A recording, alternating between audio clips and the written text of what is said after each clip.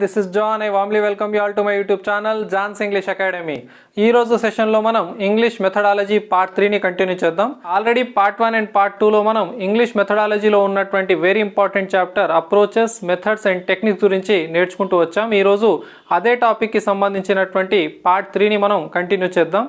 Already నేను part 1 and part 2లో మీకు మెథడ్స్ గురించి నేర్పించడం జరిగింది. 4 మెథడ్స్ ఏవైతే ఉన్నాయో, grammar translation method, direct method, bilingual method మరియు రీడింగ్ మెథడ్ల గురించి దానికి సంబంధించినటువంటి కొన్ని ఇంపార్టెంట్ బిట్స్ కూడా మనం డిస్కస్ చేయడం జరిగింది. అయితే ఈ సెషన్లో నేను అప్రోచెస్ అనేటటువంటి టాపిక్ని కంటిన్యూ చేస్తాను. ఈ అప్రోచెస్ అయిపోయిన తర్వాత మనం ఓవరాల్గా మనం మెథడ్స్ అండ్ అప్రోచెస్ గురించి ఒక టేబుల్ సహాయంతో నేర్చుకుందాం. అదేవిధంగా కొన్ని బిట్స్ని కూడా ట్యాకిల్ చేద్దాం. సో దట్ మీకు ఎంతవరకు అర్థమైందనేది మీరు ఈజీగా అంచనా వేయొచ్చండి after completion of this complete chapter. ఇప్పుడు ఈ చాప్టర్లో ఉన్నటువంటి ముఖ్యమైనటువంటి విషయం ఏదైతే ఉందో అది అప్రోచెస్ అండి. ఈ అప్రోచెస్ నుంచి కూడా మన గతంలో టెట్ కావచ్చు, అదేవిధంగా డిఎస్సిలో కావచ్చు, మరియు తెలంగాణకు సంబంధించినటువంటి గురుకుల టీజీటీ, పీజీటీ ఇంగ్లీష్లో ఎన్నో బిట్స్ రావడం జరిగింది. ఆ బిట్స్ని మనం ఎలా ట్యాకిల్ చేయవచ్చు అనేది చూద్దాం. అదేవిధంగా చాలామంది కమెంట్ సెక్షన్లో కావచ్చు లేదా మెసేజెస్ పెడుతూ ఉన్నారు, సార్ హోమోఫోన్స్, హోమోనిమ్స్ని అప్లోడ్ చేయమని, లేదా టెన్సెస్ పార్ట్ 3ని అప్లోడ్ చేయమని, లేదా వొకాబులరీకి సంబంధించినటువంటి వీడియోస్ని అప్లోడ్ చేయమని చెప్తూ ఉన్నారు. కాకపోతే ఆ వీడియోస్ నేను ఆల్రెడీ అప్లోడ్ చేశానండి. నాకేమర్థమైందంటే కొంతమంది ఎవరైతే ఆ మెసేజెస్ పెడుతున్నారో యూట్యూబ్ని ఎలా వాడాలో కొద్దిగా వాళ్ళు ఇబ్బంది పడుతున్నట్టు నాకు అర్థమైంది. ఆల్రెడీ ఆ క్లాసెస్ అన్ని అప్లోడ్ అయ్యాయండి. టెన్సెస్ పార్ట్ 6 వరకు అప్లోడ్ చేశాను నేను. మీరు కేవలం యూట్యూబ్ని ఓపెన్ చేసిన తర్వాత పైన ఉన్నటువంటి సెర్చ్ బార్లో జాన్స్ ఇంగ్లీష్ అకాడమీ అని టైప్ చేయండి. ఆ తర్వాత మన ఛానల్ ఓపెన్ అవుతుంది. ఒకవేళ మీరు సబ్స్క్రైబ్ చేసుకోకపోతే సబ్స్క్రైబ్ చేయండి. చేసిన తర్వాత అక్కడ క్లిక్ చేస్తే మీకు ఒక హోమ్ పేజ్ ఓపెన్ అవుతుందండి. అక్కడ మన వీడియోస్ కనబడతాయి. అక్కడ మీకు 4-5 వీడియోస్ మాత్రమే కనబడతాయి. పైన ఉన్నటువంటి ఆ వీడియోస్ అనేటటువంటి సెక్షన్ని క్లిక్ చేయండి. అక్కడ నేను అప్లోడ్ చేసినటువంటి వీడియోస్ అన్నీ వస్తాయండి. అయితే కొద్ది వీడియోస్లో మీకు కావాల్సిన టాపిక్ని సెర్చ్ చేయడం ఇబ్బంది అవుతుంది కాబట్టి పక్కన ఉన్నటువంటి ప్లేలిస్ట్ని మీరు క్లిక్ చేయండి. పైన ప్లేలిస్ట్ని క్లిక్ చేస్తే ఆ ప్లేలిస్ట్లో మీకు ఏ టాపిక్ కావాలంటే ఆ టాపిక్ని మీరు క్లిక్ చేసుకొని వినొచ్చు. అక్కడ నేను మెథడాలజీకి సంబంధించినవి కావచ్చు, టెన్సెస్, వర్బ్, అదేవిధంగా వొకాబులరీ, తర్వాత స్పోకెన్ ఇంగ్లీష్కి సంబంధించినటువంటివి, కాంపిటేటివ్ ఇంగ్లీష్కి సంబంధించిన వీడియోస్ అన్ని మీకు అక్కడ ఉన్నాయి. 1 or 2 ట్రావెల్ వ్లాగ్స్ కూడా ఉన్నాయండి. మీకు ట్రావెలింగ్ ఇష్టం ఉంటే అక్కడ కూడా ఆ వీడియోస్ని ఎంజాయ్ చేయొచ్చు. సో ఈ రకంగా మీరు ఆ వీడియోస్ అన్నింటినీ చూడొచ్చు అండి. అక్కడ ఆల్రెడీ మీకు సీక్వెన్స్గా నేను అప్లోడ్ చేసినటువంటి వీడియోస్ మీకు కనబడతాయి. However let us begin our today's session approaches అండి. ఇందులో మనం అప్రోచెస్కి సంబంధించినటువంటి డిఫరెంట్ అప్రోచెస్ గురించి డిస్కస్ చేద్దాం. ఓకేనండి, మనం ఈరోజు అప్రోచెస్ గురించి, డిఫరెంట్ అప్రోచెస్ ఏంటివి, వాటిలో ఉన్నటువంటి అడ్వాంటేజెస్, డిసడ్వాంటేజెస్, ప్రిన్సిపల్స్ ఏంటివి, అదేవిధంగా కొన్ని కీ పాయింట్స్, గతంలో వచ్చినటువంటి బిట్స్ గురించి డిస్కస్ చేద్దాం.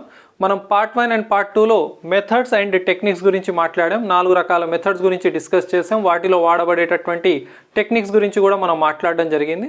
ఎవరైతే పార్ట్ 1 అండ్ పార్ట్ 2ను చూడలేదో పైన ఉన్నటువంటి ఐ ఐకాన్ని ప్రెస్ చేయండి. మీరు ఆ పార్ట్ 1 అండ్ పార్ట్ 2ని చూడొచ్చు. లేదా డిస్క్రిప్షన్లో పార్ట్ 1 అండ్ పార్ట్ 2కి సంబంధించినటువంటి లింక్స్ ఉన్నాయండి. పార్ట్ 1 అండ్ పార్ట్ 2ని చూసిన తర్వాతనే పార్ట్ 3ని మీరు వింటే కంప్లీట్గా క్లారిటీ వచ్చేటటువంటి అవకాశం ఉంటుంది. ఎవరికైతే ఆల్రెడీ మెథడాలజీ పైన అవగాహన ఉందో they can continue from part 3. It's your wish. ఇప్పుడు అప్రోచ్ అంటే నేను ఆల్రెడీ మీకు పార్ట్ 1లోనే ఎక్స్ప్లెయిన్ చేశానండి. అప్రోచ్ యొక్క డెఫినేషన్ ఏందనేది. అప్రోచ్ అనేది చాలా పెద్ద కాన్సెప్ట్ అని చెప్పాను. అప్రోచ్లో భాగమే మెథడ్ అని చెప్పాను. మెథడ్లో భాగమే టెక్నిక్ అని చెప్పాను. సో ఒక అప్రోచ్లో ఎన్నైనా మెథడ్స్ ఉండొచ్చు, ఒక మెథడ్లో ఎన్నైనా టెక్నిక్స్ ఉండొచ్చు అనే విషయాన్ని మనం దాదాపు ఒక 10 minutes డిస్కస్ చేయడం జరిగింది పార్ట్ 1లో. అయితే అప్రోచెస్ గురించి నేర్చుకుంటున్నాం కాబట్టి అప్రోచ్ యొక్క డెఫినేషన్ని మళ్ళొకసారి ఇక్కడ రాశానండి. అప్రోచ్ అంటే ఏంటిది? అప్రోచ్ అంటే ఏం లేదండి, it deals with different theories about the nature of language and how languages are learned. వీటి డెఫినేషన్ రావడం మ్యాండేటరీ. ఎందుకంటే గత కాంపిటేటివ్ ఎగ్జామినేషన్స్లో ఇవి వచ్చాయి కాబట్టి. అప్రోచ్ ఏం చేస్తుందంటే it deals with different theories about the nature of language. భాష యొక్క స్వభావం పైన ఉన్నటువంటి వివిధ సిద్ధాంతాల గురించి, అదేవిధంగా భాషలు ఎలా నేర్చుకోబడతాయో చెప్పేటటువంటి టర్మ్ ఏదైతే ఉందో అది అప్రోచ్ అని చెప్పడం జరిగింది. అయితే ఇక్కడ ఒక 2 ఇంపార్టెంట్ పాయింట్స్ రాశానండి. ఇది గురుకుల టీజీటీ, పీజీటీ ఇంగ్లీష్లో వచ్చినటువంటి points. Language is primarily speech and writing is secondary. ఎప్పుడైనా లాంగ్వేజ్ అంటే ప్రాథమికంగా మాట్లాడడమే, రైటింగ్ అనేది తర్వాత వస్తుంది. ఇప్పుడు మనకున్న సిస్టంలో మీరు చూడొచ్చు, దారుణం ఏంటంటే ఇంగ్లీష్లో మాట్లాడడం అనేది తక్కువ ఇంపార్టెన్స్ ఉందండి. ఎంతసేపు రాయడం మీదనే మనం ఎక్కువ ఇంపార్టెన్స్ ఇస్తున్నాం.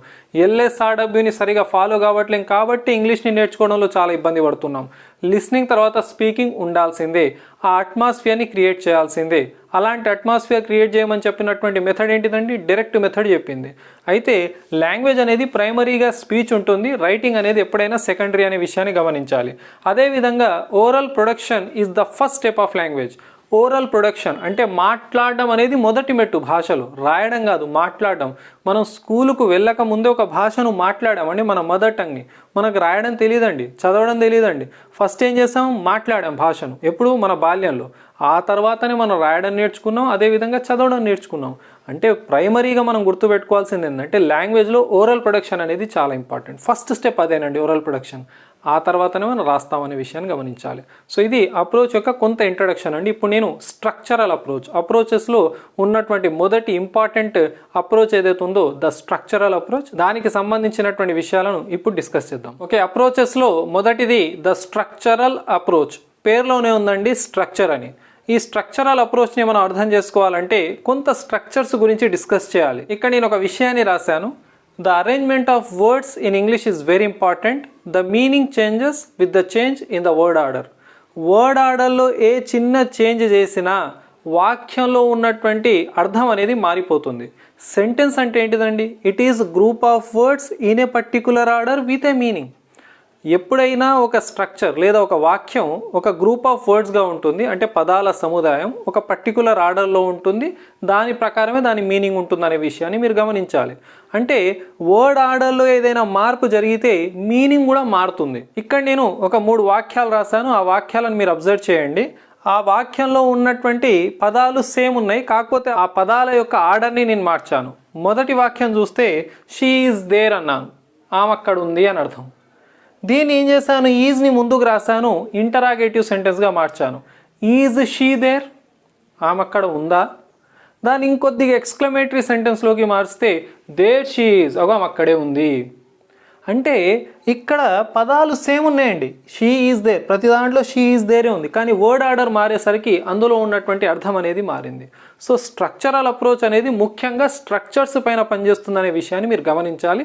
అది మీకు అర్థం కావాలని ఇక్కడ ఒక స్ట్రక్చర్ని రాసి దాని ప్రకారం మీకు ఎక్స్ప్లెయిన్ చేస్తాను. ఇప్పుడు మనం స్ట్రక్చరల్ అప్రోచ్కి సంబంధించినటువంటి విషయాలను పూర్తి స్థాయిలో నేర్చుకుందాం. దీన్ని ఎవరు ఇంట్రడ్యూస్ చేశారు, ప్రిన్సిపల్స్ ఏంటివి, మెరిట్స్ అండ్ డిమెరిట్స్, అదేవిధంగా కొన్ని కీ పాయింట్స్ని డిస్కస్ చేద్దాం. ఈ స్ట్రక్చరల్ అప్రోచ్ని ఎవరు ఇంట్రడ్యూస్ చేశారనే విషయాన్ని నేర్చుకునే ముందు ఈ స్ట్రక్చరల్ అప్రోచ్ని ఎక్కడ ఇంట్రడ్యూస్ చేశారనేది ఇంపార్టెంట్ అండి. ఈ స్ట్రక్చరల్ అప్రోచ్ని మొట్టమొదటిసారిగా యూఎస్ఏలో ఇంట్రడ్యూస్ చేయడం జరిగిందండి. దీన్ని ముఖ్యంగా ఆర్మీ బేస్ క్యాంపులలో కావచ్చు, వివిధ యూనివర్సిటీస్లో, అదేవిధంగా అమెరికాకు వచ్చినటువంటి స్టూడెంట్స్ని లాంగ్వేజ్ టీచింగ్ అంటే లాంగ్వేజ్ని టీచ్ చేయడం కోసం ఈ అప్రోచ్ని తీసుకురావడం జరిగింది.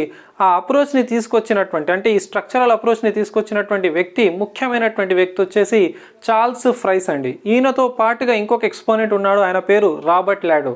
మనకి ఎగ్జామినేషన్స్లో ఎక్కువగా అడగబడ్డటువంటి పేరు ఏదైతే ఉందో అది చార్ల్స్ ఫ్రైస్. నేను ఇప్పటికీ చాలామందిని అబ్జర్వ్ చేశానండి, దీన్ని చార్లెస్ అని పలుకుతూ ఉంటారు. ఇది చార్లెస్ కాదండి, ఇది చార్ల్స్.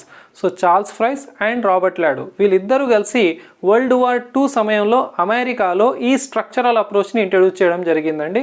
దీన్ని ముఖ్యంగా ఆర్మీ బేస్ క్యాంప్స్లో కావచ్చు లేదా యూనివర్సిటీస్లో ఇంట్రడ్యూస్ చేయడం జరిగింది. అదే విషయాన్ని ఇక్కడ రాశానండి. The structural approach is an outcome of the experiments carried out in language teaching during World War II in the USA అండి, under the directorship of Charles Fries and Robert Lado. వీళ్ళ యొక్క డైరెక్టర్షిప్లో ఈ అప్రోచ్ని తీసుకురావడం జరిగిందండి. ఇప్పుడు ఈ అప్రోచ్లో ఉన్నటువంటి కొన్ని కీ పాయింట్స్ అంటే ప్రిన్సిపల్స్ ఏందో చూద్దాం. ఓకే, స్ట్రక్చరల్ అప్రోచ్లో మొదటి ఇంపార్టెంట్ పాయింట్ ఏదైతే ఉందో, మొదటి ప్రిన్సిపల్ ఏదైతే ఉందో, స్ట్రక్చరల్ అప్రోచ్ అనేది దాని సిలబస్ని స్ట్రక్చర్స్ పైన నిర్మించుకుంటుందని.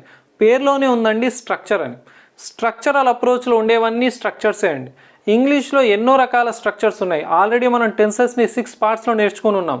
12 సబ్ టెన్సెస్లో ఉన్నటువంటి స్ట్రక్చర్స్ కావచ్చు, వాటి నెగటివ్ ఫామ్ కావచ్చు, వాటి ఇంటరాగేటివ్ ఫామ్ కావచ్చు, ఇంపరేటివ్ సెంటెన్సెస్ని ఎలా ఫామ్ చేస్తున్నాం, సబ్జెక్ట్ వేగ్గా ఉన్నటువంటి వాక్యాలను ఎలా తయారు చేయాలి, ప్రతిదీ స్ట్రక్చరేనండి. సో స్ట్రక్చరల్ అప్రోచ్లో ముఖ్యంగా దాని సిలబస్ అంతా కూడాను స్ట్రక్చర్స్ పైన లేదా గ్రామర్ పైన ఆధారపడి ఉంటుంది, as they are the starting point of learning English అండి. అదే విషయాన్ని ఇక్కడ రాశానండి. The structural approach builds is syllabus on structures and grammar అని చెప్పడం జరిగింది. ఓకే, సెకండ్ ప్రిన్సిపల్ ఏంటంటే there is a stress on pronunciation and drills అండి. ప్రొనౌన్సియేషన్ ప్రాక్టీస్ పైన మరియు డ్రిల్లింగ్ పైన. మీకు గుర్తుందో లేదో, ఆల్రెడీ మనం డైరెక్ట్ మెథడ్ దగ్గర అబ్జర్వ్ చేస్తామండి. అక్కడ మనకు కంటిన్యూస్గా ప్రొనౌన్సియేషన్ మీద ఎక్కువ ప్రాక్టీస్ ఉంటుంది, ఫొనెటిక్స్ మీద అవగాహన కల్పిస్తారని. బైలింగ్వల్ మెథడ్లో మనం డిస్కస్ చేసింది ఏంటంటే డ్రిల్లింగ్ మీద ఎక్కువ, మనకు సెంటెన్స్ ప్యాటర్న్స్ డ్రిల్లింగ్ పైన ఎక్కువ స్ట్రెస్ ఉంటుందని నేర్చుకున్నాం. సో ఇక్కడ స్ట్రక్చరల్ అప్రోచ్లో మీరు అబ్జర్వ్ చేస్తే డైరెక్ట్ మెథడ్లో ఉన్నటువంటి ప్రొనౌన్సియేషన్కి సంబంధించి, బైలింగ్వల్ మెథడ్లో ఉన్నటువంటి డ్రిల్స్కి సంబంధించినటువంటి విషయాలు ఈ అప్రోచ్లో ఉంటాయనే విషయాన్ని మీరు గమనించాలి. నేర్పించాలి. సో స్ట్రక్చరల్ అప్రోచ్లో స్ట్రక్చర్స్ని ఏ రకంగా అంటే ప్రొనౌన్సియేషన్ ప్రకారం కరెక్ట్గా నేర్పిస్తారు. అంటే పదాల ప్రొనౌన్సియేషన్ కావచ్చు, ఆ తర్వాత పదే పదే వాటిని డ్రిల్లింగ్ చేయించడం ద్వారా విద్యార్థులకు స్ట్రక్చర్స్ పైన పూర్తి అవగాహన వస్తుందండి. ఆ తర్వాత very important star mark bit అండి. ఎన్నో సందర్భాల్లో గత కాంపిటేటివ్ ఎగ్జామినేషన్స్లో వచ్చినటువంటి బిట్ ఇక్కడ రాశాను. Teaching items are selected on the basis of, అంటే ఏ విషయాలు మీరు నేర్పించాలి, టీచింగ్ ఐటమ్స్ని ఏ విషయాలు దేనిపైన ఆధారపడి దేనిపైన బేస్ చేసుకొని మనం టీచింగ్ ఐటమ్స్ని సెలెక్ట్ చేయాలంటే ఫ్రీక్వెన్సీ, యూస్ఫుల్నెస్ అండ్ టీచబిలిటీ. ఏంటేంటివండి? ఫ్రీక్వెన్సీ ఆధారంగా, యూస్ఫుల్నెస్ ఆధారంగా, టీచబిలిటీ ఆధారంగా మన టీచింగ్ ఐటమ్స్ని సెలెక్ట్ చేసుకోవాల్సి ఉంటుంది in structural approach. On what basis the teaching items are selected in the structural approach అని అడిగినప్పుడు మీకు కింద ఆప్షన్స్లో ఇవి కనబడతాయండి. Frequency, usefulness and teachability. Frequency అంటే ఆ స్ట్రక్చర్ విద్యార్థి యొక్క నిజ జీవితంలో ఎన్ని సందర్భాలలో ఎంత ఫ్రీక్వెంట్గా వాడతాడో వాటిని మాత్రమే సెలెక్ట్ చేసుకోవాలి. యూస్ఫుల్నెస్ అంటే ఏవైతే వాక్యాలు ఉపయోగకరంగా ఉంటాయో నిజ జీవితంలో వాడడానికి ఆ వాక్యాలను మాత్రమే తీసుకోవాలి. టీచబిలిటీ అంటే ఆ విద్యార్థికి నేర్పించదగ్గ స్ట్రక్చర్స్ని మాత్రమే నేర్పించాలి. 4వ తరగతి విద్యార్థికి ఏ రకమైనటువంటి స్ట్రక్చర్స్ని నేర్పించాలి, 10వ తరగతి విద్యార్థికి ఏ రకమైనటువంటి స్ట్రక్చర్స్ని నేర్పించాలనేది మనం డిసైడ్ చేయాల్సి ఉంటుంది యాజ్ అ టీచర్గా. సో టీచబిలిటీ స్పెల్లింగ్ కూడా ఇంపార్టెంట్ అండి. ఇక్కడ చూడండి, టీచబిలిటీ జాగ్రత్తగా అబ్జర్వ్ చేయండి. సో ఇది ఒక ఇంపార్టెంట్ పాయింట్ అండి, దీన్ని మీరు గమనించాలి. మిగతా ప్రిన్సిపల్స్ని చూద్దాం. ఓకే, 4th ప్రిన్సిపల్ చూద్దాం. ఆల్రెడీ మనం నేర్చుకున్నామండి. ఫస్ట్ ఏదైతే ఉందో ప్రిన్సిపల్, స్ట్రక్చరల్ అప్రోచ్ యొక్క సిలబస్ దేనిపైన ఆధారపడి ఉంటుంది? స్ట్రక్చర్ పైన, గ్రామర్ పైన. ఎక్కువ ఇంపార్టెన్స్ ప్రొనౌన్సియేషన్కి, డ్రిల్లింగ్కి ఇవ్వడం జరిగింది. టీచింగ్ ఐటమ్స్ ఏ బేసిస్ పైన సెలెక్ట్ చేసుకుంటారు? Frequency, usefulness and teachability. 4th ఏంటంటే mastery of structures by repetition. అంటే స్ట్రక్చర్స్ పైన మాస్టరీని ఎలా సాధించాలి, పూర్తి స్థాయిలో పట్టు ఎలా సాధిస్తారంటే రిపిటేషన్ ద్వారా. అంటే పదే పదే వాక్యాలను రిపీటెడ్గా, దాన్నే మనం డ్రిల్లింగ్ అంటున్నామండి. ఒక వాక్యాన్ని పదే పదే ఒక విద్యార్థి ఏం చేస్తున్నాడు? రిపీట్ చేయడం ద్వారా అతనికి ఒక హ్యాబిట్ ఫార్మేషన్ అనేది ఏర్పడుతుంది. అంటే నిజమైనటువంటి సిచ్యువేషన్స్ ఏర్పడ్డప్పుడు అతడు ఆ వాక్యాన్ని ప్రొడ్యూస్ చేయగలుగుతాడు. సో క్లాస్ రూమ్లో నేర్చుకున్నటువంటి స్ట్రక్చర్స్ని రిపిటేషన్ ద్వారా దాన్ని మాస్టరీ చేసేసి నిజ జీవితంలో ఆ వాక్యాన్ని ప్రొడ్యూస్ చేయగలుగుతాడు ఆ స్టూడెంట్ అండి. So mastery of rules by repetition, దాన్నే హ్యాబిట్ ఫార్మేషన్ అంటారు. ఇక్కడ ఒక పేరు రాశానండి, హెఫ్జీ ఫ్రెంచ్ అని. ఈయన ఈ మొత్తం ఇక్కడైతే ప్రిన్సిపల్స్ ఉన్నాయో స్ట్రక్చరల్ అప్రోచ్కి సంబంధించి ఎంతో కాంట్రిబ్యూట్ చేయడం జరిగిందండి రాబర్ట్ లాడో మరియు చార్ల్స్ ఫ్రైస్తో కలిసి. సో ఎప్పుడైనా ఈ హ్యాబిట్ ఫార్మేషన్ గురించి, రిపిటేషన్ గురించి మాట్లాడినటువంటి వ్యక్తి ఎవరంటే హెఫ్జీ ఫ్రెంచ్. అంత ఇంపార్టెంట్ బిట్ అని నేనేమన్నాను, కాకపోతే మీ నాలెడ్జ్లో ఉండాలని పేరు రాశాను. హెఫ్జీ ఫ్రెంచ్ అనేటటువంటి వ్యక్తి, ఈ హెఫ్జీ ఫ్రెంచ్ ప్రిన్సిపల్స్ ఆఫ్ స్ట్రక్చరల్ అప్రోచ్కి సంబంధించి కాంట్రిబ్యూట్ చేయడం జరిగింది. స్పెషల్లీ రిపిటేషన్, హ్యాబిట్ ఫార్మేషన్ గురించి మాట్లాడాడు. హవెవర్ నెక్స్ట్ చూద్దాం, language learning begins with spoken form. Already మనం డిస్కస్ చేసామండి. ఇందులో ఉన్నటువంటి ప్రిన్సిపల్ ఏంటిది అంటే లాంగ్వేజ్ లెర్నింగ్ అనేది స్పోకెన్ ఫామ్ తోటే ఉంటుంది. ఫస్ట్ స్ట్రక్చర్స్ని ఓరల్గా ప్రొడ్యూస్ చేయడం నేర్పిస్తారు. నెక్స్ట్ పాయింట్ చూద్దాం, 6th point, unit of speech అనేది సెంటెన్స్గా ఉంటుందండి. ఆల్రెడీ యూనిట్ ఆఫ్ స్పీచ్ సెంటెన్స్గా ఎక్కడెక్కడ ఉండే గుర్తుందండి మీకు? డైరెక్ట్ మెథడ్లో ఉండే, బైలింగ్వల్ మెథడ్లో ఉండే. ఆ 2 మెథడ్స్లో యూనిట్ ఆఫ్ స్పీచ్ ఏంటిది? సెంటెన్స్ అన్నట్టు. ఇక్కడ స్ట్రక్చరల్ అప్రోచ్లో కూడా యూనిట్ ఏంటి సార్ అని అంటే సెంటెన్స్ అనేది గుర్తుపెట్టుకోండి. ఆ తర్వాత వెరీ ఇంపార్టెంట్ పాయింట్ ఇక్కడ గుర్తుపెట్టుకోండి, new language items are introduced situationally. New language ఐటమ్స్ని క్లాస్ రూమ్లో సిచ్యువేషనల్గా ఇంట్రడ్యూస్ చేస్తారు మరియు ప్రాక్టీస్ చేయిస్తారు. అందుకే ఈ అప్రోచ్కు ఉన్నటువంటి ఇంకొక పేరు ఏంటి సార్ అని అంటే స్ట్రక్చరల్ ఓరల్ సిచ్యువేషనల్ అప్రోచ్. అంటే ఏదైనా ఒక కొత్త స్ట్రక్చర్ని, ఒక కొత్త లాంగ్వేజ్ ఐటమ్ని విద్యార్థికి నేర్పించాలంటే ఒక సిచ్యువేషన్ని క్రియేట్ చేయాలి. ఉదాహరణకు స్టూడెంట్స్కు టీచరు ఇన్ మరియు ఇంటూ గురించి నేర్పించాలని అనుకుంటున్నారు. ఈ 2 ఐటమ్స్ని క్లాస్ రూమ్లో ఇంట్రడ్యూస్ చేయాలని అనుకుంటున్నారు. అప్పుడు ఏం చేస్తారంటే టీచర్ జనరల్గా ఇన్ అంటే ఇన్సైడ్ ఆఫ్ సంథింగ్ అని, ఇంటూ అంటే movement from out side to inside అని నేర్పిస్తూ ఒక సిచ్యువేషన్ని క్రియేట్ చేస్తారు. ఉదాహరణకు రాము అనేటటువంటి స్టూడెంట్ని బయటికి వెళ్ళమని చెప్పి తర్వాత లోపలికి రా అని చెప్తారు. ఆ రాము అనే విద్యార్థి ఏం చేస్తాడంటే బయట నుంచి లోపలికి వస్తాడు. ఇలా బయట నుంచి లోపలికి మూవ్మెంట్ ఉంటే ఇంటూ వాడాలి. Ramu came into the classroom. ఇప్పుడు Ramu is in the classroom. Ramu ఇక్కడ ఎక్కడున్నాడంటే క్లాసులో ఉన్నాడు. లోపల ఉంటేనేమో ఇన్, బయట నుంచి లోపలికి వస్తే ఇంటూ వాడాలని ఈ రకంగా ఆ పదాలను ఇంట్రడ్యూస్ చేస్తూ వాటిని స్ట్రక్చర్ రూపంలో విద్యార్థికి నేర్పించడం జరుగుతుందండి. ఒక ఉదాహరణ మీకు నేర్పిస్తున్నాను. న్యూ లాంగ్వేజ్ ఐటమ్స్ని ఎలా ఇంట్రడ్యూస్ చేస్తారు, ఎలా ప్రాక్టీస్ చేస్తారంటే సిచ్యువేషనల్గా చేయించడం జరుగుతుంది. ఏ అప్రోచ్లో? స్ట్రక్చరల్ అప్రోచ్లో. అందుకే ఈ అప్రోచ్కున్న మరొక పేరు ఏంటిది? Structural oral situational approach. దాని షార్ట్ ఫామే SOS. ఎవరైతే డిఎస్సి స్కూల్ అసిస్టెంట్ ఇంగ్లీషు లేదా టీజీటీ పీజీటీ ఇంగ్లీష్ రాస్తారో వాళ్ళకి తప్పకుండా ఈ పదాలు కనపడతాయి. టెట్ రాష్ట్రాలకు కనపడవా సార్ అంటే ఎందుకు కనపడదండి? SOS ఫుల్ ఫామ్ ఏందని అడగడం జరిగింది. స్ట్రక్చరల్ ఓరల్ సిచ్యువేషనల్ అప్రోచ్ అని గుర్తుపెట్టుకోవాలి. సో ఇవి స్ట్రక్చరల్ అప్రోచ్కి సంబంధించినటువంటి ప్రిన్సిపల్స్. ఇప్పుడు ఇందులో ఉన్నటువంటి మెరిట్స్ అండ్ డిమెరిట్స్ గురించి డిస్కస్ చేద్దాం. సో స్ట్రక్చరల్ అప్రోచ్లో ఉన్నటువంటి మెరిట్స్ అండ్ డిమెరిట్స్ చూద్దాం. మొదటి మెరిట్ ఏంటి సార్ అని అంటే structures are selected and graded according to the level of learning. ఏంటి సార్ ఇందులో ఉన్నది? సెలెక్టెడ్ అంటున్నారు, గ్రేడెడ్ అంటున్నారు, స్ట్రక్చర్స్ అంటున్నారు అని అంటే స్ట్రక్చర్స్ని విద్యార్థి యొక్క లెవెల్ ఆధారంగానే సెలెక్ట్ చేయాలి, గ్రేడ్ చేయాలి. ఉదాహరణకు 4వ తరగతి విద్యార్థికి ఏ స్ట్రక్చర్స్ని నేర్పించాలనేది ఫస్ట్ సెలెక్ట్ చేసుకోవాలి. ఉదాహరణకు నేను ఒక 50 స్ట్రక్చర్స్ని సెలెక్ట్ చేసుకున్నాను, 4వ తరగతి విద్యార్థికి నేర్పించేస్తాను. ఈ స్ట్రక్చర్స్ని నేనేం చేయాలి? ఇప్పుడు గ్రేడ్ చేయాలి. ఫస్ట్ సెలెక్ట్ చేసుకున్నాను 40 స్ట్రక్చర్స్ లేదా 50 స్ట్రక్చర్స్ని సెలెక్ట్ చేసుకున్నాను. వీటిని ఇప్పుడు ఎలా గ్రేడ్ చేయాలి సార్ అని అంటే ఇనీషియల్గా చిన్న చిన్న స్ట్రక్చర్స్ని నేర్పిస్తూ చివరి లెవెల్లో నేను పూర్తి స్థాయిలో డిఫికల్ట్గా ఉన్నటువంటి స్ట్రక్చర్స్ని నేర్పిస్తాను. దాన్నే సెలెక్షన్, గ్రేడేషన్ అంటారు. సెలెక్షన్ అండ్ గ్రేడేషన్ అనే పదాలు మీకు గుర్తుండాలండి. సెలెక్ట్ చేయాలి, సెలెక్ట్ చేసినటువంటి విషయాలను సింపుల్ నుంచి డిఫికల్ట్కు నేర్పించాలి. అందుకే చూడండి గ్రేడ్ 1, గ్రేడ్ 2, గ్రేడ్ 3, గ్రేడ్ 4 అని చెప్తూ ఉంటారు కదండి. అంటే ఎలా సెలెక్ట్ చేయాలి, ఎలా గ్రేడ్ చేయాలనేది ఇక్కడ తెలుసుంటుంది కాబట్టి విద్యార్థికి స్ట్రక్చర్స్ నేర్పించడం ఈజీ. అదేవిధంగా విద్యార్థి మాస్టర్ కూడా అవుతాడండి in terms of using structures. రెండోది చూద్దామా? Difficult areas are dealt with care. ఏ స్ట్రక్చర్స్ అయితే విద్యార్థికి డిఫికల్ట్గా అనిపిస్తాయో వాటిని ఇంకా కేర్ఫుల్గా ఇంకొంత సమయాన్ని వెచ్చించి నేర్పించడం జరుగుతుందండి. ఇది ఒక అడ్వాంటేజ్ ఉంది ఇందులో స్ట్రక్చరల్ అప్రోచ్లో. మూడోది చూద్దామా? Mastery of structures by drilling లేదా రిపిటేషన్. విద్యార్థి మాస్టర్ అవుతాడండి స్ట్రక్చర్స్ని కరెక్ట్గా వాడడంలో. మనకు 2 వర్డ్ స్ట్రక్చర్స్ ఉన్నాయి, 3 వర్డ్ స్ట్రక్చర్స్ ఉన్నాయి, 4 వర్డ్ స్ట్రక్చర్స్ ఉన్నాయి, నెగటివ్ స్ట్రక్చర్స్ ఉన్నాయి, క్వశ్చనింగ్ ఉంది, ఇంపరేటివ్స్ ఉన్నాయి. ఈ స్ట్రక్చర్స్ అన్నిటినీ రిపీట్ చేయడం ద్వారా లేదా అతడు పదే పదే వాటిని ఫామ్ చేయడం ద్వారా అక్కడ డ్రిల్లింగ్ చేయించడం ద్వారా విద్యార్థి మాస్టర్ అవుతాడండి in terms of using structures. Okay, fourth merit చూద్దాం. డ్రిల్లింగ్ మినిమైజెస్ ద మిస్టేక్స్ అండి. అంటే మిస్టేక్స్ని ఎలా మినిమైజ్ చేయవచ్చు అంటే పదే పదే రిపీట్ చేయడం ద్వారా. ఉదాహరణకు స్టూడెంట్కు I am going to school అనే స్ట్రక్చర్ లేదా వాక్యాన్ని నేర్పించాలనుకుందాం. ఇప్పుడు ఆ విద్యార్థితో ప్రతిసారి నేను ఏం చేస్తున్నానంటే రిపీట్ చేస్తున్నా. I am going to school, I am going to school, I am going to school, I am going to school అని చెప్తున్నాను. విద్యార్థి ఏం చేస్తున్నాడు?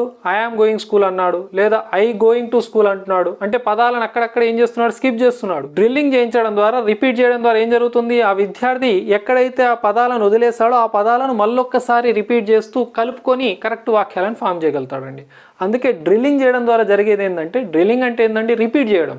దాని ద్వారా మిస్టేక్స్ అనేవి తగ్గుతాయండి. ఉదాహరణకు మనం కూడా ఏదైనా ఒక పని చేస్తున్నప్పుడు, ఉదాహరణకు ఏదైనా బైక్ మెకానిక్ లేదా మనం ఏదైనా నట్ లేదా బోల్ట్ని మనం ఫిట్ చేయాలన్నప్పుడు ఎవరికైతే అలవాటు లేదో ఆ పాన కూడా పట్టుకోవడం రాదు. పదే పదే దాన్ని మనం ఫిట్ చేస్తూ ఉంటే చేతుల నుంచి జారిపోతుంది, మనకు ఫిట్ చేయడం రాదు. అదే ఒక మెకానిక్ వస్తే 2 నిమిషాలు ఫిట్ చేసి వెళ్తాడు. ఎలా అతనికి మాస్టరీ వచ్చిందంటే రిపీటెడ్గా అదే పని చేశాడు కాబట్టి. సో ఈ రకంగా డ్రిల్లింగ్ చేయడం ద్వారా మిస్టేక్స్ అనేవి మినిమైజ్ అవుతాయి అనే విషయాన్ని గమనించాలి ఇందులో ఉన్నటువంటి మెరిట్స్ అండి. ఓకే, ఇప్పుడు డిమెరిట్స్ చూద్దాం. ఇందులో మొదటి డిమెరిట్ ఏంటంటే teacher needs a lot of guidance and average teacher cannot handle it. చూడండి, స్ట్రక్చరల్ ఓరల్ సిచ్యువేషనల్ అప్రోచ్ అన్నాను. అంటే స్ట్రక్చర్స్ని లేదా నేర్పించాల్సినటువంటి టీచింగ్ ఐటమ్స్ని సిచ్యువేషనల్గా క్లాస్ రూమ్లో క్రియేట్ చేసి ఆ స్ట్రక్చర్స్ని విద్యార్థితో నేర్పించాలి. ఆ విద్యార్థి వాటిని ప్రొడ్యూస్ కూడా చేయగలగాలి. దీనికి అంత ఈజీగా అంటే ఉదాహరణకు మీరు క్లాస్ వినడం వేరు, క్లాస్ చెప్పడం వేరు. ఎప్పుడైతే ఒక టీచర్గా మనం క్లాస్ రూమ్లో విద్యార్థులను నేర్పించడం స్టార్ట్ చేస్తామో అప్పుడు ఈ విషయాలన్నీ అర్థమవుతాయండి. ఎక్కడెక్కడ మనకు డిఫికల్టీ వస్తుందనేది తెలుసుకోవచ్చు. సిచ్యువేషనల్గా లాంగ్వేజ్ టీచింగ్ చేయడం అనేది అంత ఈజీ కాదు. ఒక యావరేజ్ టీచర్ దీన్ని హ్యాండిల్ చేయలేడు. Next, reading and writing are neglected. Already మనం దీని యొక్క ప్రిన్సిపల్స్ గురించి మాట్లాడినప్పుడు ప్రొనౌన్సియేషన్కి ఎక్కువ ఇంపార్టెన్స్ ఉంది, ఓరల్కి ఎక్కువ ఇంపార్టెన్స్ ఉంది. ఎంతసేపు ఓరల్గా వాక్యాలను ప్రొడ్యూస్ చేయడం. డ్రిల్లింగ్ అంటే ఏంటండి? ఓరల్గా ప్రాక్టీస్ చేయించడమే కదా. సో ఎంతసేపు ఓరల్గా ఎక్కువ ఇంపార్టెన్స్ ఇవ్వడం జరిగింది, స్పీచ్కి ఎక్కువ ఇంపార్టెన్స్ ఇవ్వడం జరిగింది, అంటే స్పీకింగ్కి ఎక్కువ ఇంపార్టెన్స్ ఇవ్వడం జరిగింది. రీడింగ్ అండ్ రైటింగ్ని కొద్దిగా నెగ్లెక్ట్ చేయడం జరిగిందండి ఈ అప్రోచ్లో.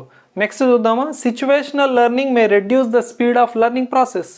సిచ్యువేషనల్ లెర్నింగ్ ఏం చేస్తుందంటే ఆ స్పీడ్ ఏదైతే ఉందో లెర్నింగ్ ప్రాసెస్ యొక్క స్పీడ్ని తగ్గిస్తుందండి. నేను ఇంతకుముందు చెప్పాను ఇన్ అండ్ ఇంటూ అని. ఇన్ అండ్ ఇంటూ గురించి నేర్పించాలి అన్నప్పుడు విద్యార్థికి ఎన్నో రకాలైనటువంటి విషయాలను చెప్పి సిచ్యువేషన్ని క్రియేట్ చేసి ఆ సిచ్యువేషన్ ద్వారా వాక్యాలను నిర్మించి విద్యార్థితోటి ప్రొడ్యూస్ చేయించాల్సి ఉంటుంది. It takes a lot of time అండి. ఎంతో సమయాన్ని అక్కడ మనం వెచ్చించాల్సి ఉంటుంది. మరియు ఇక్కడ మనం దాదాపుగా ఇంగ్లీష్ లాంగ్వేజ్లోనే కమ్యూనికేట్ చేయాల్సిన అవసరం ఉంది. అలాంటప్పుడు ఇంకెక్కువ సమయం తీసుకునేటటువంటి అవకాశం ఉంది. కాబట్టి ఈ స్ట్రక్చరల్ ఓరల్ సిచ్యువేషనల్ అప్రోచ్ లేదా స్ట్రక్చరల్ అప్రోచ్లో ఈ సిచ్యువేషనల్ టీచింగ్ ఏదైతే ఉందో స్పీడ్ని తక్కువ చేస్తుందండి లెర్నింగ్ ప్రాసెస్. అప్పుడు ఏమైందంటే విద్యార్థి యొక్క ఇంట్రెస్ట్ కూడా తగ్గే అవకాశం ఉంటుంది. నథింగ్ బట్ టెస్ట్ మ్యాచ్ లాంటిది అన్నట్టు. టెస్ట్ మ్యాచ్ దాదాపు 5 రోజులు నడుస్తుంది కదా, కొంతమంది 2 రోజులు చూసి ఊకుంటారు, లేదా కొంతమంది లాస్ట్ రోజే చూస్తాడు. అంటే ఎంతసేపు ఏంటంటే ఓపిక్గా నేర్పించాల్సి వస్తుంది. ఆ సిచ్యువేషన్స్ వల్ల ఇక్కడ ఏమైందంటే ఎక్కువ టైం తీసుకోవడం వల్ల లెర్నింగ్ స్పీడ్ అనేది కొద్దిగా తగ్గే అవకాశం ఉంటుందండి. ఇవి దీంట్లో ఉన్న merits and demerits. So structural అప్రోచ్లో మనం అబ్జర్వ్ చేయాల్సినటువంటిది ఏంటంటే రిపిటేషన్ అనే పదాన్ని బాగా గుర్తుపెట్టుకోండి. అదేవిధంగా స్ట్రక్చర్స్ యొక్క మాస్టరీ త్రూ డ్రిల్లింగ్ అనే విషయాన్ని గమనించాలి. డిమెరిట్స్ మీద నేను ఎక్కువ ఎంఫసైజ్ చేయనండి, కాకపోతే మెరిట్స్ విషయంలో మాత్రం మీరు ఖచ్చితంగా నేర్చుకొని ఉండాలి. సో ఇవి స్ట్రక్చరల్ అప్రోచ్ యొక్క మెరిట్స్, డిమెరిట్స్. ఇప్పుడు దీంతో సంబంధం ఉన్నటువంటి కొన్ని ఇంపార్టెంట్ పాయింట్స్ గత కాంపిటేటివ్ ఎగ్జామినేషన్స్లో వచ్చినవి మనం డిస్కస్ చేద్దాం. అసలు ఎస్ఓఎస్ని ఇండియాలో ఇంట్రడ్యూస్ చేశారా, చేస్తే ఎప్పుడు చేశారు, దీనికి సంబంధించినటువంటి విషయాలు ఏంటివో చూద్దాం. మన కాంపిటేటివ్ ఎగ్జామినేషన్స్లో అవి ఎక్కువ సందర్భాల్లో అడగబడ్డాయండి. Let us see those details. Okay, ఇప్పటి వరకు మనం స్ట్రక్చరల్ అప్రోచ్ని అమెరికాలో ఇంట్రడ్యూస్ చేయడం జరిగింది. Specially army base camps, universities, అదేవిధంగా ఆ దేశానికి వెళ్ళినటువంటి విద్యార్థులకు ఇంగ్లీష్ నేర్పించడం కోసం ఈ అప్రోచ్ని తీసుకురావడం జరిగిందని మనం నేర్చుకోవడం జరిగింది. దాన్ని చార్ల్స్ ఫ్రైస్ మరియు రాబర్ట్ లాడో అనేటటువంటి ఇద్దరు ఇంట్రడ్యూస్ చేశారు. ముఖ్యంగా చార్ల్స్ ఫ్రైస్ గురించి గుర్తుపెట్టుకోవాలని చెప్పాను. ఆ తర్వాత మనం ప్రిన్సిపల్స్ని, స్ట్రక్చరల్ అప్రోచ్ యొక్క మెరిట్స్ అండ్ డిమెరిట్స్ గురించి మాట్లాడాం. అమెరికాలో ఇది సక్సెస్ అయింది కాబట్టి దీన్ని ఇండియాకు కూడా తీసుకురావడం జరిగింది. అక్కడి నుంచి మనకు ప్రశ్నలు వచ్చాయండి. ఇంతవరకు మనం నేర్చుకున్నటువంటి భాగం నుంచి ప్రశ్నలు వచ్చాయి. కాకపోతే ఎక్కువ ప్రశ్నలు వచ్చినటువంటి భాగం ఏదైతే ఉందో ఎస్ఓఎస్ ఇన్ ఇండియా. నేను రాసినటువంటి ప్రతి పాయింట్ ఇంపార్టెంట్ బిట్టే గత కాంపిటేటివ్ ఎగ్జామినేషన్స్లో వచ్చినవేనండి.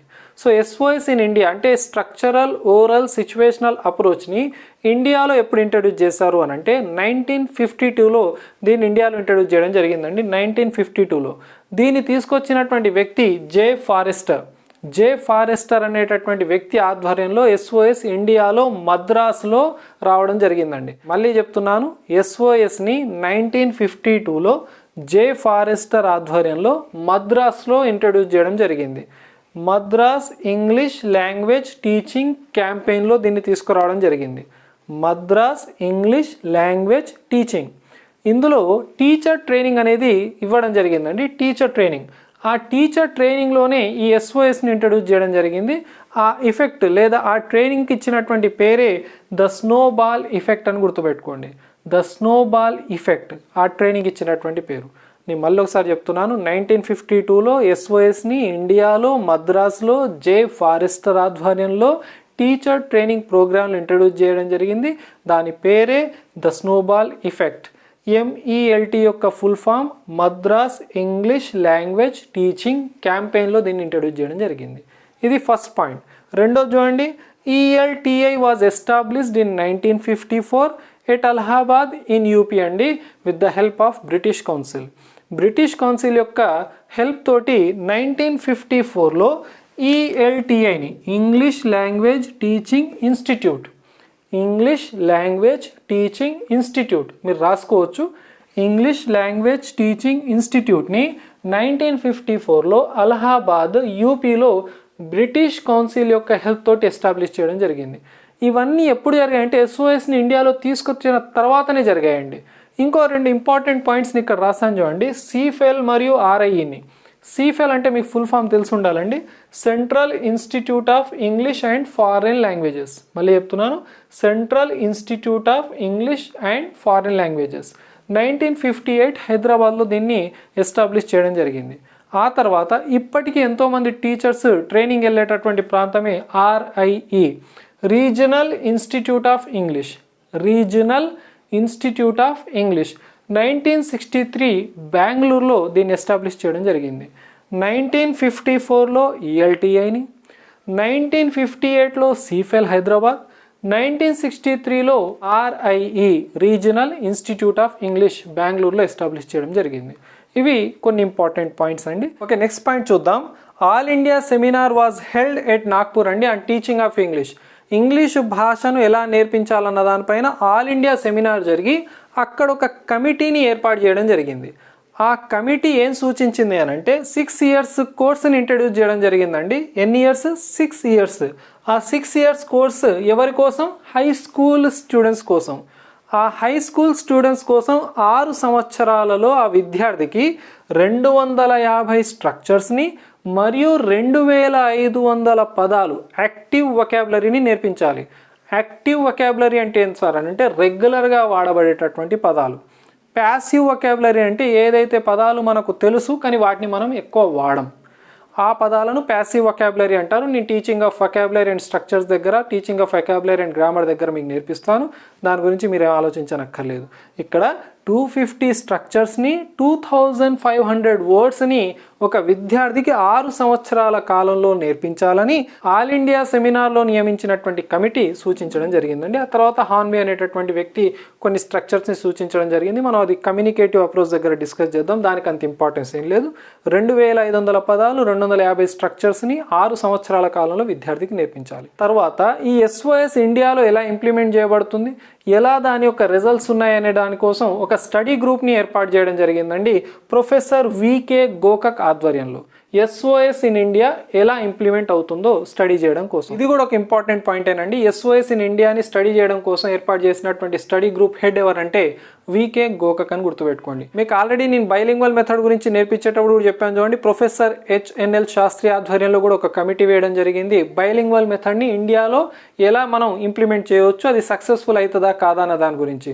సో అక్కడ HNL శాస్త్రి గురించి బాగా గుర్తుపెట్టుకోవాలి, ఇక్కడ ప్రొఫెసర్ వికే గోకక్ గురించి కూడా మీరు గుర్తుపెట్టుకోవాలండి. సో ఇవి SOS ఇన్ ఇండియాకి సంబంధించినటువంటి వెరీ ఇంపార్టెంట్ పాయింట్స్, బాగా గుర్తుపెట్టుకోవాలి. గత కాంపిటేటివ్ ఎగ్జామినేషన్స్లో వచ్చినాయనండి. ఓకే, ఇప్పటివరకు మనం ఏం చేస్తామంటే స్ట్రక్చరల్ అప్రోచ్ గురించి నేర్చుకుంటూ వచ్చాం. అయితే మధ్యలో మీకు ఈ ఓ కనపడదు చూడండి, స్ట్రక్చరల్ ఓరల్ సిచ్యువేషనల్ అప్రోచ్ అని. ఈ ఓరల్ అప్రోచ్ గురించి కూడా కొంత మనం నేర్చుకోవాల్సిన అవసరం ఉందండి. దాని గురించి డిస్కస్ చేసి ఈ సెషన్ని కంక్లూడ్ చేద్దాం. ఓకే, ఇప్పటి వరకు మనం స్ట్రక్చరల్ అప్రోచ్కి సంబంధించినటువంటి విషయాలను నేర్చుకున్నాం. చాలా తక్కువ టైంలో చాలా చిన్న అప్రోచ్, ఓరల్ అప్రోచ్ గురించి నేర్చుకుందాం. ఆల్రెడీ మీకు తెలుసండి SOS అని చెప్పాను, స్ట్రక్చరల్ ఓరల్ సిచ్యువేషనల్ అప్రోచ్. ఆ SOS అనేది ఎలా ఏర్పడ్డదంటే structural approach plus oral approach కలిసి SOSగా ఇండియాకు రావడం జరిగింది. స్ట్రక్చరల్ అప్రోచ్ని తీసుకొచ్చిన వ్యక్తి ఎవరు? Charles fries. మరి ఓరల్ అప్రోచ్ని తీసుకొచ్చిన వ్యక్తులు ఎవరు సార్ అని అంటే వీళ్ళు బ్రిటిష్ లింగ్విస్ట్. స్ట్రక్చరల్ అప్రోచ్ ఏమో అమెరికాలో ఇంట్రడ్యూస్ చేయడం జరిగింది బై అమెరికన్స్. అయితే ఈ ఓరల్ అప్రోచ్ వచ్చేసి బ్రిటిష్ లింగ్విస్టులు ఇంట్రడ్యూస్ చేయడం జరిగిందండి. వాళ్ళ పేర్లే హెరాల్డ్ పామర్ అండ్ AS హార్న్బీ అని. బాగా గుర్తుపెట్టుకోవాలి, హెరాల్డ్ పామర్ అండ్ AS హార్న్బీ అనే వ్యక్తులు ఓరల్ అప్రోచ్ని ఇంట్రడ్యూస్ చేయడం జరిగింది. ఈ హెరాల్డ్ పామర్ ఎక్కడో చూసాం సార్ అని అంటే డైరెక్ట్ మెథడ్ ఇంట్రడ్యూస్ చేసినటువంటి వ్యక్తుల్లో ఈయన ఒకడు. ఈయన ఇంట్రడ్యూస్ చేసినటువంటి అప్రోచ్ పేరేంటిది? ఓరల్ అప్రోచ్ అని గుర్తుపెట్టుకోండి. ఓరల్ అప్రోచ్కి ఉన్నటువంటి మరొక పేరే సిచ్యువేషనల్ లాంగ్వేజ్ టీచింగ్. ఆల్రెడీ మీకు తెలుసా అండి, ఓరల్గా సిచ్యువేషనల్గా లాంగ్వేజ్ని టీచ్ చేయాలి కాబట్టి దీన్ని ఓరల్ అప్రోచ్ని సిచ్యువేషనల్ లాంగ్వేజ్ టీచింగ్ అంటారు. గతంలో వచ్చిన బిట్ SLT యొక్క ఫుల్ ఫామ్ ఏంటిదని. S అంటే సిచ్యువేషనల్, L అంటే లాంగ్వేజ్, T అంటే టీచింగ్. దీన్ని ఇంట్రడ్యూస్ చేసింది ఎవరంటే Harold Palmer and AS Hornby అండి. అదేవిధంగా వీళ్ళు ఇంకో గొప్ప పని చేశారండి. They recommended systematic principles of selection, gradation and presentation. వీళ్ళు ఈ టర్మ్స్ని తీసుకురావడం జరిగిందండి. సెలెక్షన్ అంటే విద్యార్థి యొక్క లెవెల్ ప్రకారమే స్ట్రక్చర్స్ని సెలెక్ట్ చేసుకోవాలి. గ్రేడేషన్ అని అంటే ఆ సెలెక్ట్ చేసినటువంటి స్ట్రక్చర్స్ని ఈజీ టు డిఫికల్ట్కి గ్రేడ్ చేసుకోవాలి. ఆ తర్వాతనే విద్యార్థికి ప్రజెంట్ చేయాలి. సో సెలెక్షన్, గ్రేడేషన్, ప్రెజెంటేషన్ అనేటటువంటి ఈ ప్రిన్సిపల్స్ని తీసుకొచ్చినటువంటి వ్యక్తులు కూడా హెరాల్డ్ పామర్ అండ్ AS హార్న్బీ అనేటటువంటి విషయాన్ని గమనించాలి. అదేవిధంగా స్ట్రక్చర్స్ని ఓరల్గా టీచ్ చేయడం జరుగుతుంది. ఇది మీకు తెలిసిన విషయమేనండి, పేరులోనే ఉంది. సిచ్యువేషనల్ లాంగ్వేజ్ టీచింగ్ ఓరల్ ప్రొనౌన్సియేషన్కు, డ్రిల్లింగ్కి ఎక్కువ ఇంపార్టెన్స్ ఇచ్చినటువంటిది. ఎందుకంటే ఇది SOS అన్నప్పుడు స్ట్రక్చరల్ అప్రోచ్లో ఉన్నటువంటి విషయాలు ఎక్కడ ఉంటాయి. తర్వాత గ్రామర్ స్టార్ట్ ఇండక్టివ్లీ, గ్రామర్ని ఇండక్టివ్గా నేర్పించడం జరుగుతుంది. యాక్యురసీకి ఫ్లూయెన్సీకి ఇంపార్టెన్స్ ఇచ్చినటువంటి అప్రోచ్ ఏంటంటే మీరు ఎస్ఓఎస్ అంటే స్ట్రక్చరల్ అప్రోచ్ అని గుర్తుపెట్టుకోవచ్చు, అదేవిధంగా ఓరల్ అప్రోచ్ అని గుర్తుపెట్టుకోవచ్చు అండి. సో ఇది ఓరల్ అప్రోచ్ సంబంధించినటువంటి విషయాలు, చాలా చిన్న టాపిక్. ఈ విషయాలను గమనిస్తే నేను కంపిటెన్స్ అనేటటువంటి ఒక విషయాన్ని నేర్పించి క్లాస్ని కంక్లూడ్ చేస్తాను. మనం ఈరోజు క్లాస్ని ఎండ్ చేసే ముందు 2 ఇంపార్టెంట్ టర్మ్స్ మరియు 2 ఇంపార్టెంట్ బిట్స్ గురించి డిస్కస్ చేయాలండి. కంపిటెన్స్ అండ్ కమ్యూనికేటివ్ కంపిటెన్స్ అంటే ఏంటిదో. కంపిటెన్స్ అంటే ఏం లేదండి, ability to form grammatically correct sentences. Grammar ప్రకారం కరెక్ట్ సెంటెన్సెస్ని ఫామ్ చేయడం, గ్రామాటికల్గా కరెక్ట్ సెంటెన్సెస్ని రాయడమే కంపిటెన్స్ అని చెప్పినటువంటి వ్యక్తి పేరు నోమ్ చామ్స్కీ అండి. ఈయన ఏమన్నాడంటే కంపిటెన్స్ అంటే మాస్టరీ ఆఫ్ రూల్స్ అన్నాడు. రూల్స్ పైన పూర్తి పట్టు ఉండడాన్ని కంపిటెన్స్ అంటారు. పర్ఫార్మెన్స్ అంటే ఏంటంటే నేర్చుకున్నటువంటి రూల్స్ లేదా ఆ స్ట్రక్చర్స్ని, ఆ వాక్యాలను నిజ జీవితంలో వాడడాన్ని పర్ఫార్మెన్స్ అంటారని చెప్పడం జరిగింది. కంపిటెన్స్ అనే డెఫినేషన్ని బాగా గుర్తుపెట్టుకోండి. దీన్ని ఎవరు ఇంట్రడ్యూస్ చేశారో గుర్తుపెట్టుకోండి. నోమ్ చామ్స్కీ అనేటటువంటి వ్యక్తి ఇంట్రడ్యూస్ చేశాడు. ఈయన గురించి మనం నెక్స్ట్ పార్ట్ 4లో నేర్చుకోబోతున్నాం. కమ్యూనికేటివ్ అప్రోచ్ గురించి మాట్లాడినప్పుడు నోమ్ చామ్స్కీ ఏమన్నాడు అని అంటే కంపిటెన్స్ అని అంటే మాస్టరీ ఆఫ్ రూల్స్ లేదా the ability to form grammatically correct sentences అని చెప్పాడు. ఇప్పుడు దానికి కొంత అడ్వాన్స్డ్గా దాన్ని ఇంకొద్దిగా బెటర్ చేయడం కోసం వచ్చినటువంటి టర్మ్ కమ్యూనికేటివ్ కంపిటెన్స్. పేరులోనే ఉంది కమ్యూనికేటివ్ కంపిటెన్స్. మీకు ఈ పదం తెలుసు. కంపిటెన్స్ అంటే ఏంటిది? కరెక్ట్ రూల్స్ ప్రకారం వాక్యాలను తయారు చేయడం రావాలి. కమ్యూనికేటివ్ అంటే ఏంటిది? తయారు చేసినటువంటి వాక్యాలను కమ్యూనికేట్ చేయగలగాలి. చాలామందికి మీలో వింటున్న వాళ్ళకు సార్ నాకు స్ట్రక్చర్స్ అన్నీ తెలుసు సార్, టెన్సెస్ అన్నీ తెలుసు సార్, కానీ నా మాట్లాడడం అంటే మాత్రం చాలా ఇబ్బంది అవుతుంది సార్, ఎలా సార్ అని. ఈ క్వశ్చన్కి ఏకైక ఆన్సరు మాట్లాడడం స్టార్ట్ చేయాల్సిందే.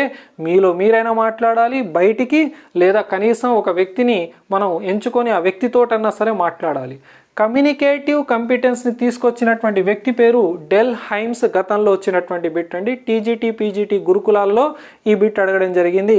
డెల్ హైమ్స్ ఇన్ 1973లో కమ్యూనికేటివ్ కంపిటెన్స్ని ఇంట్రొడ్యూస్ చేయడం జరిగింది. కంపిటెన్స్ అంటేనేమో మాస్టరీ ఆఫ్ రూల్స్. మరి కమ్యూనికేటివ్ కంపిటెన్స్ అంటే ఏంటి సార్ అని అంటే నథింగ్ బట్ ఆ learner must know the rules and he also should know how to use the language. ఒక లర్నర్కి రూల్స్ తెలవాలి. కంపిటెన్స్ అంటే ఏంటిది? రూల్స్ తెలవాలి. కమ్యూనికేటివ్ అంటే ఏంటిది? How to use the language. లాంగ్వేజ్ని ఎలా యూజ్ చేయాలి. How to use the language అంటే ఏంటి సార్ అంటే we should know when to speak, how to speak and very important when to be silent. భాష అంటే ఏంటిదండి? మాట్లాడడం అంటే ఏంటిది? లేదా కమ్యూనికేషన్ అంటే ఏంటంటే we should know how to use the language. భాషను ఎలా వాడాలి, ఎప్పుడు వాడాలి, ఎప్పుడు సైలెంట్గా ఉండాలనేది కూడా చాలా ఇంపార్టెంట్. దాన్నే కమ్యూనికేషన్ అంటున్నాం. సో ఈ కమ్యూనికేటివ్ కంపిటెన్స్ని డెల్ హైమ్స్ తీసుకురావడం జరిగింది. ఇది ఇంకా లోతుగా పీజీటీ టీజీటీ గురుకుల వాళ్ళని అడగడం జరిగిందండి. 4 డైమెన్షన్స్ ఆఫ్ కమ్యూనికేటివ్ కంపిటెన్స్ ఏంటివని. ఈ 4 డైమెన్షన్స్ని గుర్తుపెట్టుకోవాలి. సార్ టెట్టోల కోసం రాదా సార్ అంటే ప్రతి విషయం అందరికి ఉపయోగపడుతుందండి. తప్పకుండా ఇది అడగలేదు అని అంటే అడగడని కాదు కదా, భవిష్యత్తులో వచ్చే అవకాశం ఉంటుంది. పూర్తి స్థాయిలో అన్ని విషయాలను నేర్చుకోవడం మన పని. ఏంటి sir 4 dimensions of communicative competence అంటే ఒకటోది గ్రామాటికల్. 4 పరిమాణాలు ఏంటివి? గ్రామాటికల్ అంటే గ్రామాటికల్గా కరెక్ట్ సెంటెన్సెస్ని తయారు చేయాలి. ఎందుకు? కంపిటెన్స్ అనే పదం ఉంది కాబట్టి. రెండవది సోషియో లింగ్విస్టిక్ అంటే భాషను సొసైటీలో ఎలా వాడాలి, అదేవిధంగా సొసైటీ యొక్క ప్రభావం భాష పైన ఎలా ఉంటుంది, దీని గురించి మాట్లాడేదే సోషియో లింగ్విస్టిక్. పేరులోనే ఉంది కదండి, సోషియో లింగ్విస్టిక్. అంటే భాష యొక్క యూసేజ్ సొసైటీలో ఎలా ఉండాలి, భాషను సొసైటీ ఎలా ప్రభావితం చేస్తుంది, ఏ సొసైటీలో ఉంటే అలాంటి భాషనే మాట్లాడతాం కదండి మనం. సో సోషియో లింగ్విస్టిక్ అనేది సెకండ్ డైమెన్షన్. మూడోది ఏంటి సార్ అంటే డిస్కోర్స్. స్పోకెన్ అండ్ రిటన్ కమ్యూనికేషన్ని డిస్కోర్స్ అంటారండి. ఆల్రెడీ మీకు 6th నుంచి 10th క్లాస్ వరకు ఉన్నటువంటి టెక్స్ట్ బుక్స్లో డిస్కోర్సెస్ పైన మీకు ఎన్నో క్వశ్చన్స్ ఉన్నాయండి. అతి త్వరలో క్లాస్ వైజ్ నేను గ్రామర్ బిట్స్ని, గ్రామర్ పాయింట్స్ని మీతో డిస్కస్ చేస్తాను రాబోయేటటువంటి క్లాసెస్లో. చివరిది స్ట్రాటజిక్ అండి. స్ట్రాటజిక్గా ఉండాలి మన యొక్క డైమెన్షన్ ఇన్ కమ్యూనికేటివ్ కంపిటెన్స్. ఏంటి సార్ స్ట్రాటజిక్ అని అంటే we should know how to use the language and how to respond to A language. ఒక భాషను ఎలా మాట్లాడాలి, ఎలా రెస్పాన్స్ ఇవ్వాలనేది కూడా చాలా ఇంపార్టెంట్ అండి. మన కమ్యూనికేషన్ ఆధారంగానే మనకు రెస్పెక్ట్ ఉంటుందండి. మనం ఎలా మాట్లాడుతున్నాం, మనం ఎలా రెస్పాన్స్ ఇస్తున్నాం అవతల వాళ్ళకి, దానిపైన ఆధారపడే మన క్యారెక్టర్ అనేది డిసైడ్ చేయబడుతుంది. సో ఈ 4 డైమెన్షన్స్ని మీరు గుర్తుపెట్టుకోవాలి, నోటికి రావాల్సిందే. మొదటిది ఏంటిది? గ్రామాటికల్. రెండోది ఏంటిది? Socio linguistic. మూడోది ఏంటిది? డిస్కోర్స్. నాలుగోది ఏంటిది స్ట్రాటజిక్. ఈ 4 కూడా మీకు గుర్తుండాల్సిందే. 4 డైమెన్షన్స్ ఆఫ్ కమ్యూనికేటివ్ కంపిటెన్స్. ఇది కంపిటెన్స్ మరియు కమ్యూనికేటివ్ కంపిటెన్స్ కి సంబంధించినటువంటి పూర్తి డీటెయిల్స్. సో ఇంతటితో మనం పార్ట్ 3 ఆఫ్ ఇంగ్లీష్ మెథడాలజీని కంక్లూడ్ చేద్దాం. పార్ట్ 4లో నేను కమ్యూనికేటివ్ అప్రోచ్ గురించి నేర్పించి ఆ తర్వాత ఆల్ మెథడ్స్ని అప్రోచెస్ని రివైజ్ చేసి గతంలో అడగబడ్డటువంటి ఇంకొన్ని బిట్స్ని అక్కడ మీకు పార్ట్ 4లో ఎక్స్ప్లెయిన్ చేస్తానండి. చూడండి, ఇంగ్లీష్ని నేర్చుకోవడం లేదా ఇంగ్లీషు భాషను ఉపయోగించడమే చాలా కష్టం. అలాంటిది ఇంగ్లీష్ని ఎలా నేర్పించాలని చెప్పేటటువంటిదే ఇంగ్లీష్ మెథడాలజీ. దీన్ని మనం అర్థం చేసుకోవాలి అన్నప్పుడు 1కి 4 సార్లు దీన్ని వినాలి, అర్థం చేసుకోవాలి, రాయాలి, ఆ తర్వాత మళ్ళొక్కసారి రివైజ్ చేసుకొని చూడాలి. మీరు పార్ట్ 1 నుంచి చూస్తూ వస్తే నాకు తెలిసి ఇదంత డిఫికల్ట్ ఏం కాదండి. మీకు ఇంకేదైనా డౌట్ అనిపిస్తే కమెంట్ సెక్షన్లో మెన్షన్ చేయండి, తప్పకుండా ఆ డౌట్స్ని క్లియర్ చేస్తాను. డోంట్ వరీ అండి. So here we conclude our part 3 of English methodology. ఓకేనండి, ఇంతటితో మనం పార్ట్ 3 ఆఫ్ ఇంగ్లీష్ మెథడాలజీని కంప్లీట్ చేసాం. దీని తర్వాత నేను టెన్సెస్ యొక్క పార్ట్ 7ని అప్లోడ్ చేస్తాను. దాంతో టెన్సెస్ని కంప్లీట్ చేసినట్టు ఉంటుంది. ఆ తర్వాత పార్ట్ 4 ఆఫ్ ఇంగ్లీష్ మెథడాలజీని అప్లోడ్ చేస్తాను. అంతటితో మనం మెథడాలజీ యొక్క ఒక చాప్టర్ని కంప్లీట్ చేస్తాం. దాని తర్వాత లిటరేచర్ క్లాసెస్ని కూడా నేను స్టార్ట్ చేస్తానండి. ఈ క్లాస్ మీకు నచ్చినట్లయితే లైక్ చేయండి. మీ ఫ్రెండ్స్ ఎవరైనా కాంపిటేటివ్ ఎగ్జామినేషన్స్ కోసం ప్రిపేర్ అవుతుంటే వాళ్ళకు షేర్ చేయండి. అదేవిధంగా నా ఛానల్ని సబ్స్క్రైబ్ చేసుకోవడం మర్చిపోకండి. For further videos thank you very much. Have a nice day. See you all of you.